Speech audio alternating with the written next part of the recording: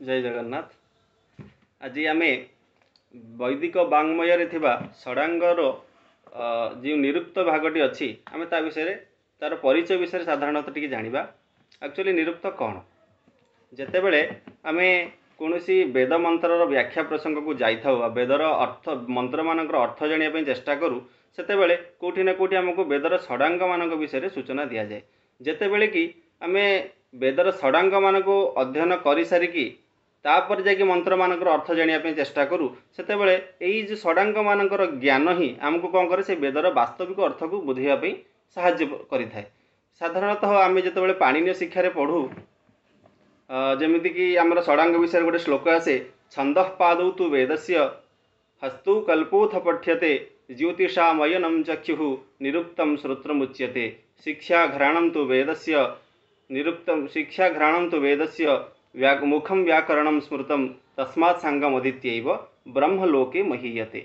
साधारणतः यहाँ ये श्लोकटा शुणला पर आमको कौन मन हुए जे वेदर एमती षडंगर वर्णना कर उद्देश्य कौन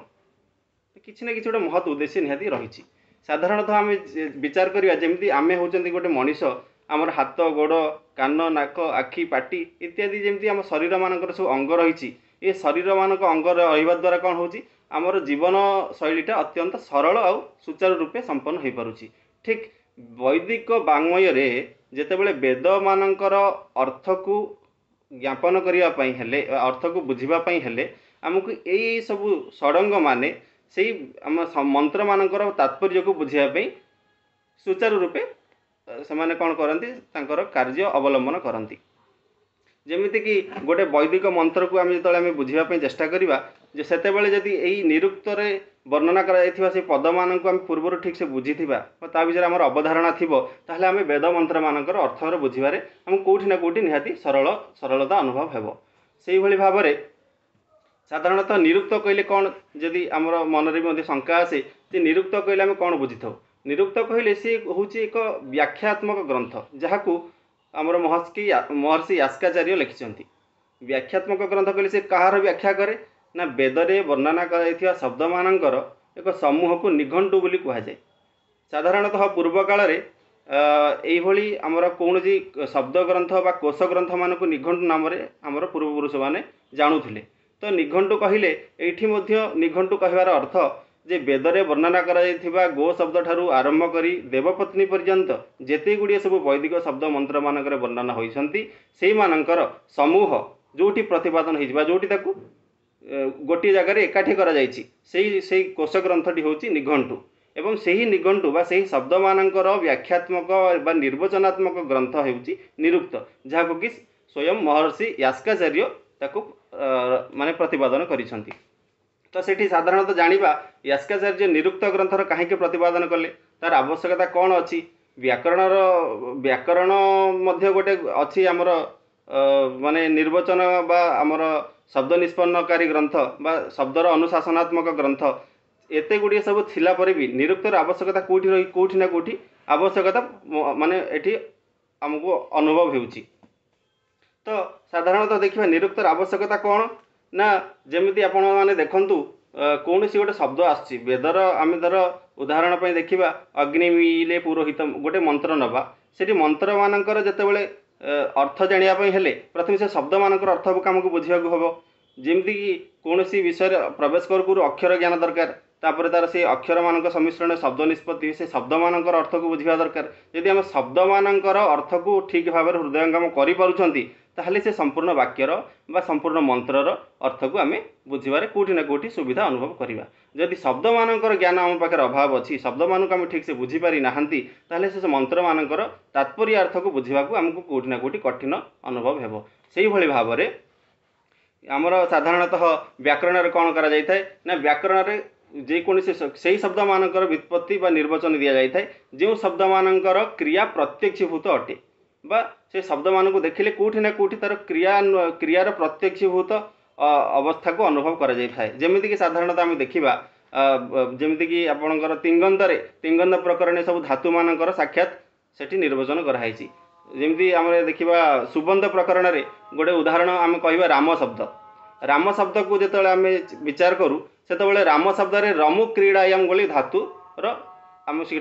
ज्ञान हुए माने रम क्रीड़ायाम धातुर ही राम शब्दर निष्पत्ति हुए। यही भाव में कौन हुए जो जो शब्द मानकर क्रिया प्रत्यक्षीभूत होगी थाए से शब्द मानकर निर्वचन बा निष्पन्न व्याकरण शास्त्र आमको मिली थाए।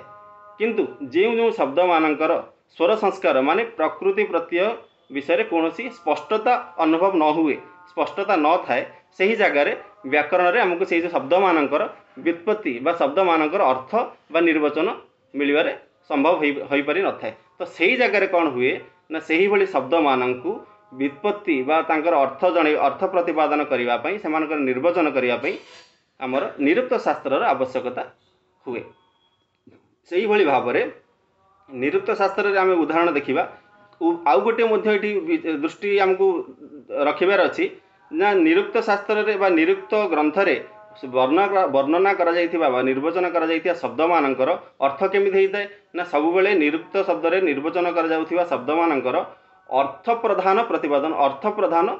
निर्वचन देखा जाए जोठी कि व्याकरण शास्त्र रे केतबेले अर्थ प्रधान न थाए बरं व्याकरण शास्त्र सब शब्द प्रधान होइथाय। किंतु निरुक्तर निर्वचन यास्काचार्य यही भाव में करती ना से कौन कर सब प्रथम सी गोटे जिन आमको सूचे दिखती जे न अर्थो परीक्षेत न स्वर संस्कार उद्देश्य सब कौन सी शब्दर निर्वचन करने आमको प्रथम तार अर्थर प्राधान्य को देखा हेब अर्थ प्राधान्य को अवलंबन करी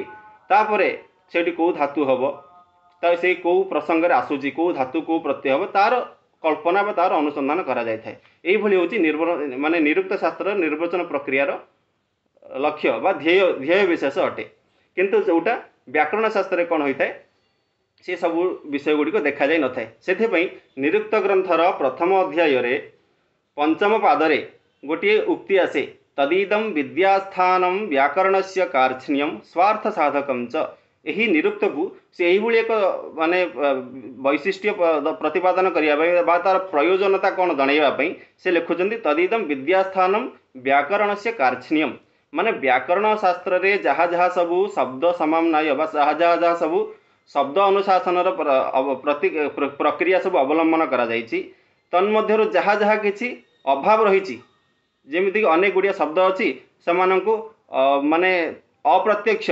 बा परोक्ष अति परोक्ष बोली कह जाए कि कौन कराई ना तार अर्थ प्रतिपादन करा जाई पारि नाही। तो सही भली शब्द मानू प्रतिपादन करने को जाई बा तार अर्थ निर्वचन करने को जाई निरुक्तकार कौन करती ना प्रथमे अर्थोपरिच्छेद बोली कहीकि प्रथमे से शब्द मानकर जार कि प्रकृति प्रत्यय बा धातु कौन प्रत्यय कौन ये जो स्पष्ट हुए ना जना पड़े ना तो से कौन करती प्रथम तार अर्थ को बुझापी चेष्टा करते कौ प्रसंग में आसूची सेठी कौ प्रसंग में आसिले तार अर्थ को धातु मान को नहीं करा जाई परिबो से अर्थ प्राधान्य को अर्थ को प्राधान्यता देई से कौन करती शब्द मानकर निर्वचन करने चेष्टा करती बा से शब्द मानकर संबंधी धातु मानू सी सेठी चिन्हट करती। से भाव में देखा गले साधारणतः निरुक्त गोटे उदाहरण जदि आम देखा ना सत्य हूँ गोटे शब्द जोटा कि आमर दैवत कांड आसे तो साधारण पूर्व आम जाणी रखा जे निरुक्त विचार कराइथिबा विषय गुड़ी केमिति से प्रतिपादन करती कौ शैली को अवलंबन करी निरुक्त सब निर्वचन करा जाय थाए। साधारणतः यास्काचार्य आरंभ ग्रंथ आरंभ कहती ना वर्णागमो वर्ण विपर्ययश्च द्वौ चापरौ वर्ण विकार नाशौ धातुस्तदर्थातिशयेन योग तदुच्यते पंचविधम निरुक्तम। सी यही भाव में वर्णागम वर्ण विपर्यय धातु धातुर आगम लोप यही भाव में कौन करचंती पांच प्रकार माने शैली को अवलंबन करी से कौन करती यही माने जार स्वर संस्कार सिद्ध न थाए बा कौन शब्द मानकर अर्थ स्पष्ट जना पड़ू न थाए कौ धातु आसी कौ प्रत्यय आसी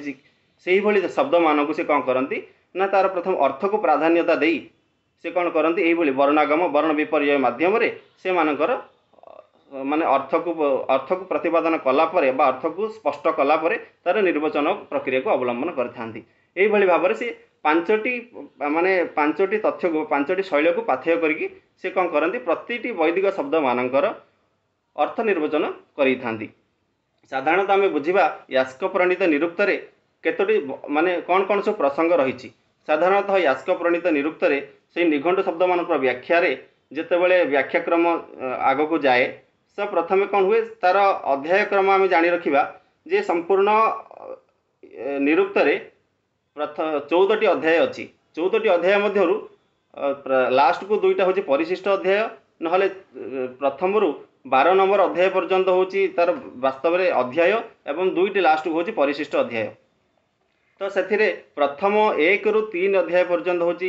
नैघंटुक कांड ताको पुणी कौन कराई ना यही निरुक्त को 3टी कांडरे विभाजन करमितिक नैघंटुक कांड दैवत कांड और नैगम कांड यही क्रम आसे नैघंटुक कांड नैगमक कांड एवं दैवत कांड। नैघंटुक कांड कहले कौन बुझा जाए ना नैघंटुक कांड हूँ या जो माने गोटे गोटे अर्थ को अनेक अर्थ को प्रतिपादन करने गोटे शब्द आसे जमीक गोटे शब्द थी तार अनेक गुड़े अर्थ थी से ही शब्द माने नैघंटुक कांड आमको देखा मिले जहाँकि प्रथम अध्याय आरंभ कर तृतीय अध्याय पर्यंत व्याप्त होती। तापर कौन आसे ना दैवत कांड आसे दैवत कांडर कौन देखा मिले ताहा नैघंटुक कांड कहीं अलग सेटा बुझापी हेले ना दैवत कांडरे कौन हुए ना गोटे अर्थ को प्रतिपादन कर अनेक गुटे शब्द आसी प्रथम आम कौन बुझी ना बुझी नैघंटुक कांडरे गोटे शब्द अनेक अर्थ को प्रतिपादन करें से ही शब्द मान सब नैघंटुक कांडरे आमको मिली था किंतु नैगम कांडरे कौन भिन्नता आसला ना गोटे अर्थ को प्रतिपादन करने अनेक गुड़े शब्द आसती। तो सही जगार कौन हुए ना से ही जगार आमको बुझा पड़े जे यहाँ हूँ नैगम कांडर अंतर्भुक्त विषय अटे। यही भाव में नैगम कांड कौन हो चतुर्थ अध्याय आरंभ कर षष्ठ अध्याय पर्यंत अच्छी। नैगम कांड सरला दैवत कांड आसे दैवत कांडर प्रामुख्य कौन बा मुख्य विशेष कौन ना सबुतक मंत्र वेदरे वर्णना करा सबुतक जो स्तुतिपरक देवता माने रही से देवता मानकर नाम गुड़ी को ये समूह भाव में देखा मिलता है से देवता नाम समूह दैवतम बोली ये आम अर्थ बुझी था। तो ये साधारणतः बुझा गले सप्तम अध्याय आरंभ करी द्वादश अध्याय पर्यंत परिशिष्ट दुईटी अध्याय अच्छी चतुर्दश अध्याय पर्यंत संपूर्ण दैवत संबंधी देवता मानकर स्तुतिपरक नाम को लेकिन ये विचार करा से जमीक साधारणतः जातवेद अग्नि वैश्वानर एवं सूर्यंकर अनेक गुड़ी नाम रही से नाम मानकर निर्वचन आमको दैवत कांड ही मिलता है। यही भाव में नैघंटुक नैगम एवं दैवत कांड भाव में 3 भाग में निरुक्तर विभाजन होती। आउ गोटे कथा जानिबा दरकार नैगम कांड को ऐकपदिक कांड बोली कहुई। साधारणतः केतबेले परीक्षार आम प्रश्न आसे जे कहार नामांतर हूँ ऐकपदिक नैगम कांड मान नामांतर हूँ ऐकपदिक कांड। एवं आउ गोटे कथा नैगम कांड आमको द्वितीय नैगम कांड आउ गोटे विषय आमको जानवर अच्छी जे तार व्याख्या 2 भाग से प्रतिपादन करुच्ची कौन कौन ना अप्रतीयमानस्य अर्थस्य पर्याय अभिधानेन विभज्य व्याख्या इत्युच्यते। से कौन कहूँ ना जितेबले कौन शब्द अच्छी तार अर्थ आमको सठिक भाव में बुझी हो ना से ही अप्रतीयमानस्य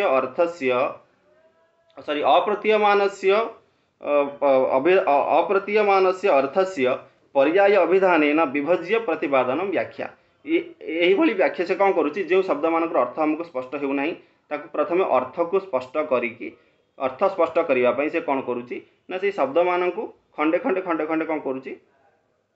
माने से खंड विखंडित करके तार कौ धातु यही अर्थटी संभव हो पार से तार कल्पना करुच्ची। जमी गोटे उदाहरण आम देखा सत्य हूँ गोटे शब्द तो सत्य शब्द कौन हुए साधारणतः आम व्याकरण ग्रंथ जब अन्वेषण करवा सत्य शब्दर कौन जगार व्युत्पत्ति बा निर्वचन देखा मिले ना कहीं यहाँ हूँ एक अव्युत्पन्न शब्द माने पूर्वर यहाँ आर कौन क्रिया प्रत्यक्षीभूत होना तेणुक यही शब्द से कौन आम निरुक्त ग्रंथ कौन देखा मिले ना गोटे इन गतौ बोली गोटे धातु अच्छी जार निजंत रूप हूँ निजंत रूपरू से कौन करुच्ची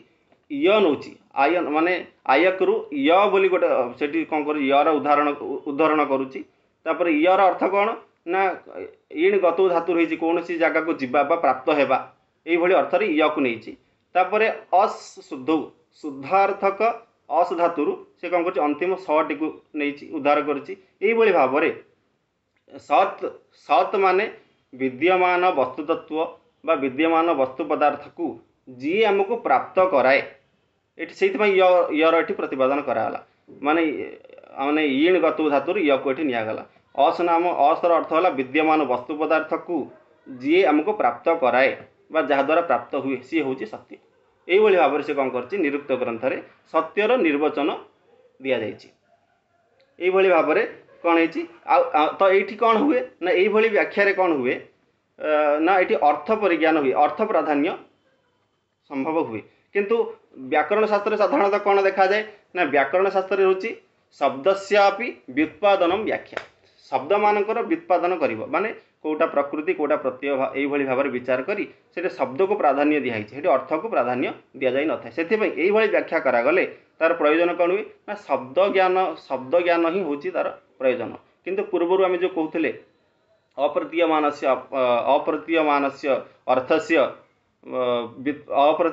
अर्थस्य पर्याय अभिधानेन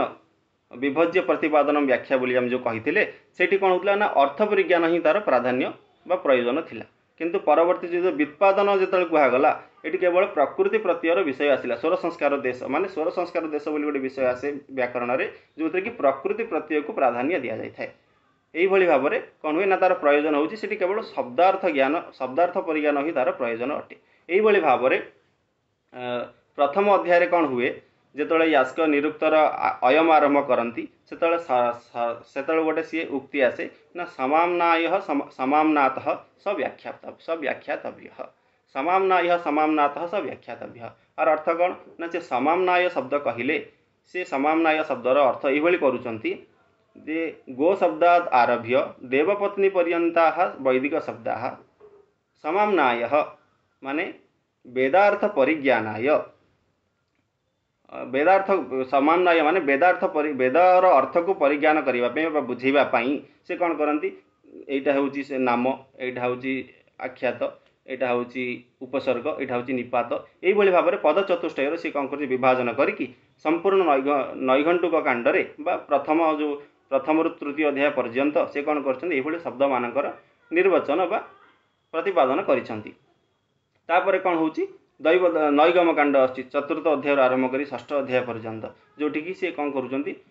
से संबंधी मुझे जहाँ कही नैगम कांड नैघंटुक कांडर शब्द मान टी अलग एवं नैगम कांड टी अलग प्रकार शब्द मानकर विचार कर दैवत कांड सप्तम अध्याय आरंभ कर द्वादश अध्याय पर्यंत सब देवता मानकर स्तुतिपरक नाम गुड़ी को